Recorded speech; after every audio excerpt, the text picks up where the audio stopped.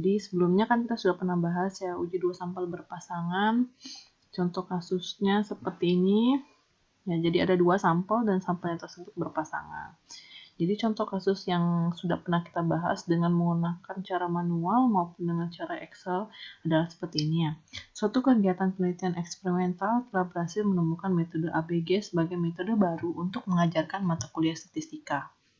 Nah, dalam rangka uji coba terhadap efektivitas atau keampuhan metode tersebut, dilaksanakan penelitian lanjutan dengan mengajukan hipotesis nol yang mengatakan tidak terdapat perbedaan yang signifikan nilai statistika antara sebelum dan sesudah diterapkannya metode ABG dalam mengajar mahasiswa jurusan akuntansi. Dalam rangka pengujian ini diambil sampel sebanyak 20 mahasiswa. Gunakan taraf kepercayaan 95% untuk menguji pernyataan tersebut. Kita punya datanya di sini. Jadi kita punya 20 mahasiswa. Inisial namanya A, B, C, D sampai dengan T. Kemudian nilai sebelumnya ditulis, kemudian setelah metode tersebut diterapkan, diberikan tes lagi, setelah itu ditulis lagi nilainya. Dan seterusnya, ke-20 orang tersebut ditulis nilai tes sebelum metode tersebut dan sesudah metode tersebut diterapkan. Kita ketahui bahwa langkah pertama yang dilakukan adalah pertama pasti menyusun hipotesis yang akan diuji. Hipotesisnya adalah karena tadi hanya ingin mengetahui apakah ada perbedaan atau tidak, maka hipotesisnya adalah bentuknya dua arah, yaitu sama dengan dan tidak sama dengan. Di mana sama dengannya terletak di H0 ya. Jadi H0-nya mu1 sama dengan mu2, H1-nya mu1 tidak sama dengan mu2. Ya. H0 artinya tidak terdapat perbedaan yang signifikan. Kalau tidak terdapat kan pasti sama dengan ya. Jadi nilai sebelum metode tersebut diterapkan dan setelah metode tersebut diterapkan nilainya sama dengan. Kemudian kalau H1-nya kebalikannya tidak sama, berarti ada perbedaan yang signifikan antara nilai sebelum dan nilai sesudah. Lalu alfa yang ditentukan tingkat kepercayaannya 95%, maka alfanya adalah 5% atau 0,05. Nah, di sini tentukan statistik uji. Nah, kembali lagi saya tekankan bahwa SPSS dan Excel ini hanya membantu kalian dalam menghitung nilai statistik uji. Nah, kalau SPSS juga bisa sampai di keputusan sih, cuma hanya untuk yang hipotesis dua arah saja. Kita lihat SPSS kita di sini.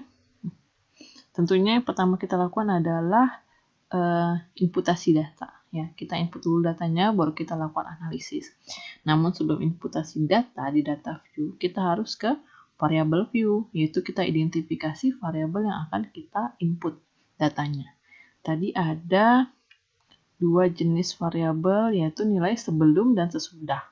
Sekali lagi, nama ini tidak perlu kita input karena toh kita tidak akan analisis ya. Jadi nggak perlu kita input, nggak perlu buang-buang waktu untuk menginput yang sejenis nama, nomor, dan sebagainya. Kecuali kalau misalnya jenis kelamin gitu. Nah, itu penting kan, jadi perlu diinput. Nah, kalau nama nggak usah aja ya. Jadi kita di sini ada nilai sebelum. Kita ketikkan aja. Variabel pertama itu sebelum, tipenya apa? Numeric. Kemudian di sini width-nya biarkan saja default 8. Decimal place-nya tadi kan datanya tidak ada desimal ya di sini. Jadi kita kosongkan aja. Ini kita sebelum metode pengajaran. Values-nya non karena dia numeric kan. Measure-nya scale. Lalu sesudah. Ini juga sama numeric. Kemudian desimal juga sama 0. Ini karena malas ngetik.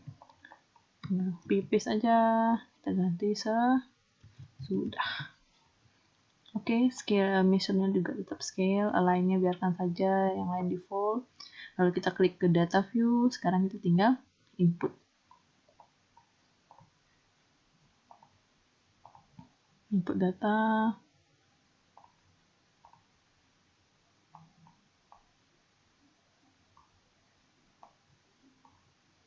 Nah. Input data seperti biasa. Nah, ini datanya sudah selesai diinput, ada 20 siswa dengan nilai sebelum metode dan sesudah metode. Nah, sekarang kita tinggal analisis dengan cara klik analyze, kemudian compare means, lalu paired sample t-test. Nah, kemudian di sini tampilannya agak sedikit berbeda ya. Di sini paired sample t-test, sebelum metode masukkan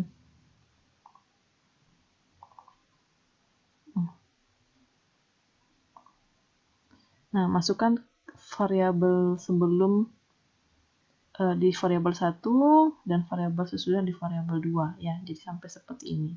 Ya, coba diulang ya. Nah, kita masukkan ke sini, di save aja keduanya lalu kita masukkan langsung. Ya, jadi urutan yang pertama itu pasti dimasuk ke variabel 1, urutan yang kedua masuk ke variabel 2. Jadi harus bersamaan. Tadi satu-satu dia agak nggak mau ya. Kemudian option di sini confidence interval percentage tetap pakai 95% karena alpha yang kita gunakan 5%. Lalu kita klik OK aja langsung. Maka dia akan keluar outputnya seperti ini. Per sampel statistik ini adalah hanya informasi mengenai rata-rata dari sebelum, rata-rata dari sesudah. Ini jumlahnya dan ini standar deviasinya, dan ini standar error dari rata-ratanya. Lalu ini adalah korelasinya, jadi hubungan antara sebelum dan sesudah, ternyata 0,912. Kemudian ini adalah hasil uji berpasangannya ya. Jadi di sini pair 1 ini artinya pasangan 1 karena hanya ada satu pasang yaitu yang kita uji yaitu sebelum metode dan sesudah metode pengajaran. Rata-rata min perbedaannya adalah min 4,5. Standar deviasinya dari D ya, dari difference-nya 5,605, standar errornya, ini confidence intervalnya, selang kepercayaan maksudnya, dan ini adalah T, nilai T yang kita hitung, yaitu yang kita cari yaitu min 3,590 dengan derajat bebas 19. Nah, ini ada significant to tail, itu untuk menentukan keputusan jika hipotesisnya dua arah. Nah, kebetulan kasus kita di sini adalah dua arah, jadi kita bisa gunakannya. Pertama kita coba cek dulu apakah nilai T-nya sama dengan yang kita hitung manual ya.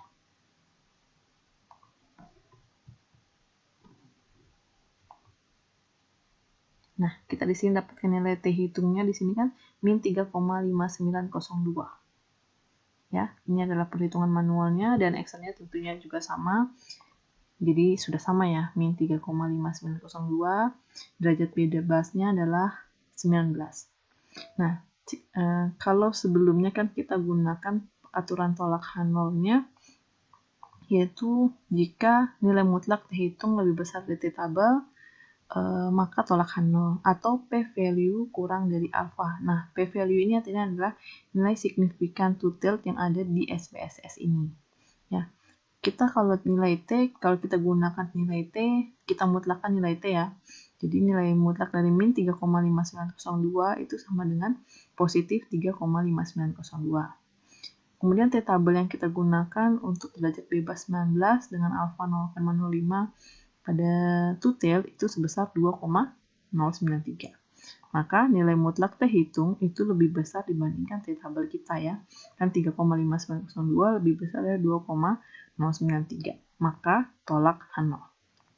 Kemudian bisa juga dilihat kalau kita gunakan signifikan to tail atau p-value-nya, kita lihat di sini 0,002. Kita bandingkan dengan alpha. 0,002 jika kurang dari alpha yaitu 0,05, maka tolak H0. Kita lihat di sini 0,002 kurang dari 0,05 ya. Ini kan nolnya 2 kali. Ini 0,2%, sedangkan alfanya kan 5%. Berarti signifikan to tail atau p-value-nya kurang dari alpha. Sehingga keputusannya juga sama, tolak H0. Nah, jadi kalau kita gunakan kriteria T hitung besar dari T-tabel dan p-value kurang dari alpha, itu akan menghasilkan keputusan yang sama. Ya, tidak mungkin keputusannya berbeda. Sehingga kalau tolak H0, maka kesimpulannya adalah terima H1. Kalau H1 artinya terdapat perbedaan nilai statistika yang signifikan pada mahasiswa jurusan akuntansi PNB sebelum dan sesudah metode pembelajaran tersebut diterapkan.